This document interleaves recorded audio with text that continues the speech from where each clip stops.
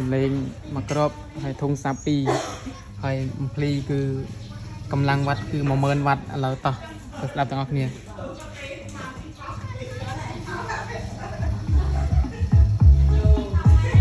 បើកស្លេងនៅរឹងខឹង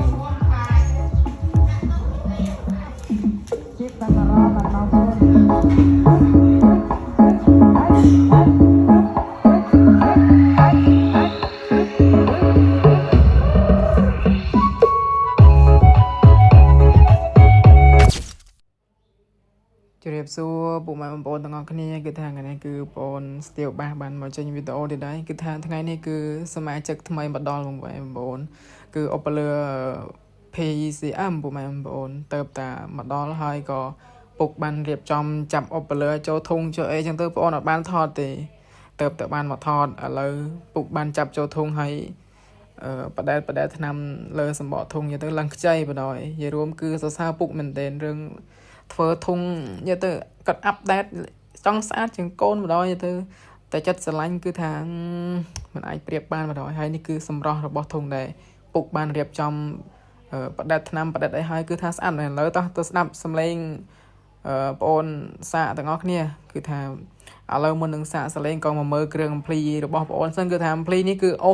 ធុងសាប់ជីប12គ្រាប់ប្រហែលបងប្អូនអូជីប12គ្រាប់ហើយកម្លាំងវ៉ាត់វាគឺ10000វ៉ាត់ដោយសារតាវាខ្លាំងដែរអញ្ចឹងទៅគឺយើងលេង12ធុងហ្នឹងបងប្អូនយើងអូសាប់12ធុងហើយចំនួនកម្លាំងវ៉ាត់គឺ10000វ៉ាត់មើលទៅដុំភ្លើងក៏ដឹងដែរបងប្អូនហើយដូចជាប្រើត្រង់ស្ទ័រមិនដឹងហ្វេតទេតែតាមមើលដូចជាត្រង់ស្ទ័រឥឡូវសាកសំឡេងស្ដាប់ទាំងអស់គ្នាតោះសំឡេងមកក្របហើយធុងសាពីហើយអំភ្លីគឺ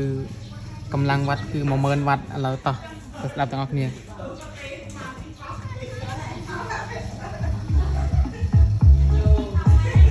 បើកស្លេងនៅរឹងខឹង